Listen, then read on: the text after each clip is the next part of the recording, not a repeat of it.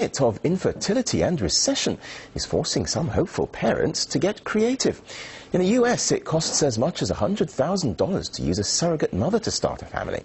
But get on a plane to India and it could be much cheaper. RT's Priya Shridhar met one couple who did just that. Eric and Susan Freudenthal came to India from Texas 2 weeks ago. India is a bit of a challenge for someone who's used to traveling in the States and in Europe.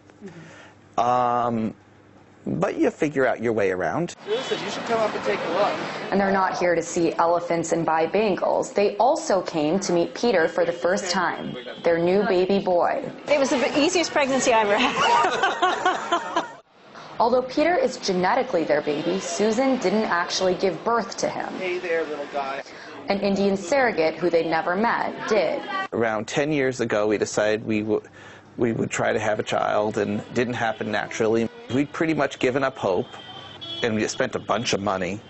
And that's when we just realized Indian surrogacy was actually something that was reasonable.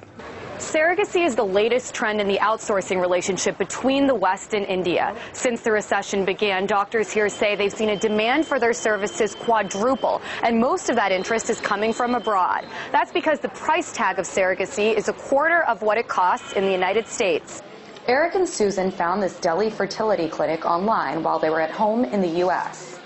They paid the clinic $25,000, which covered everything from the surrogate to the lab work. In the United States, they would have spent 4 times that much. The surrogate herself receives anywhere from $6,000 to $8,000 for the job, an amount of money that is hard to say no to for many of these women who are poor and uneducated. For people here, it's a huge amount of money, much more than they could possibly make in a whole year. After Neelam Chauhan's husband left her, surrogacy seemed the best way to support her 2 kids and mother. At the end of the day, they get what they want, and I get the much-needed money. But it's this sense of desperation that critics fear make these women vulnerable. That because women are poor, because they are available because they have the challenge to survive, and for just survival, they have to sell their womb, and here are people who are exploiting it. For Eric and Susan, however, the issue isn't so black and white. They're happy that their Indian surrogate gave them a shot at completing their family. You know, she didn't seem at all upset.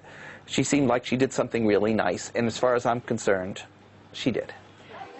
Ending their 10-year journey to have a baby in a place they never expected. Priya Shridhar, RT, New Delhi, India.